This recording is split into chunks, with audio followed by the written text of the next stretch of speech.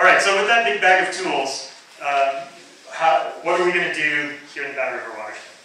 So we were hired by the Bad River Band and the Bureau of Indian Affairs to basically do some background. So it's not actually connected with the mine process at all. We're just looking at background of the Bad River watershed. And so part of what we wanted to do was collect as much data as we could and start this modeling process with the hope that the model that we use or that we create can help us understand the system a little bit better. This will be a public model. It will be released sometime in the next year. So hopefully it will help with the kind of conceptual understanding of the system, and then also can help identify gaps, can help identify what we don't know, so that people can use this as a way to start framing questions that they should be asking. So we started out with a screening model, and I'm actually going to kind of move through this a little quickly. But if you look at a cross-section from just south of the Iron Range, basically the end of the Bad River watershed, all the way to Lake Superior, it looks something like this. But this is with vertical exaggeration. If we look at it actually with the same scale for X and Y, it actually looks pretty flat. So one way we could do a screening model is to simplify the system and assume that it was one big flat system.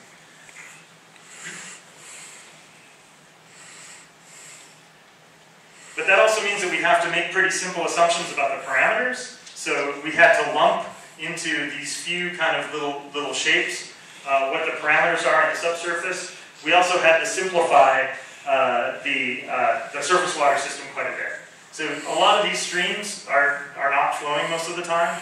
So for this model, we actually didn't include them. And then here is the calibration data set that we have. And so these are a wide variety of data. Some of these are water levels, they're the elevations, that tells us the pressure at a certain place. And then some of these are flows on the various streams. And so putting that all together, we calibrated our screening model. And what we found was, so basically red values means that the model was too low, that the pressures were too low. And blue means that it was too high. And so we can see there are these kind of clusters. There are groups in certain areas where everything is either too high or everything is too low. And what this tells us is that the screening model is probably not enough. That we need a little bit more detail to be able to match things better. And so looking now from the north, so here's Lake Superior, here's the Bad River Reservation here. Every one of these little vertical bars here is a well that we have data for. And so we started looking at what's the texture of the material in the subsurface at each of those points. And what we found that was kind of interesting, the red is coarser material, so this is more like sand. And then here's the clays that we expect in the lower areas. But over here, where we were having a hard time matching, we see there's actually more sand than we originally thought. So we're having to include that in this newly revised model. A similar story with recharge. So recharge is the water that's landing on the surface and soaking into the ground and entering the groundwater system. We started out with these very kind of coarse zones, but we started using a more sophisticated approach that actually includes land use and soil type and some more detail. And you see, so blue is low recharge and red is high. So you see there are high areas close to, in the glacial till, it's pretty low where there are actually rock outcrops because it just runs off the rocks. And then you can see again that the clay is pretty low, low recharge with these few windows that we think are actually coming through.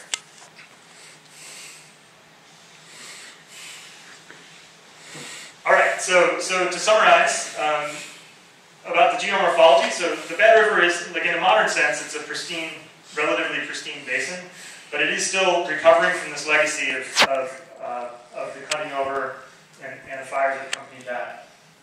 And it's being stressed by changes in precipitation and temperature. So it's an area that's still undergoing some stress and change. In terms of hydrogeology, the groundwater and surface water are connected in a lot of areas throughout the watershed. But one of the important things is understanding the hydraulic properties of the volcanic rocks and the iron-bearing rocks, because whether water is actually going through those or not is a really big question about how the overall system is behaving. And that's one we don't yet have an answer for. And a little bit generally again about models. What can a model do? Well, it can provide this framework that I think is really useful, allow you to evaluate potential scenarios with a margin of safety. So I think if things go forward, that will certainly be part of the permitting process, and guide the need for future information to help go back and collect new data to understand the system better. And this is really where our current kind of preliminary model is focused on.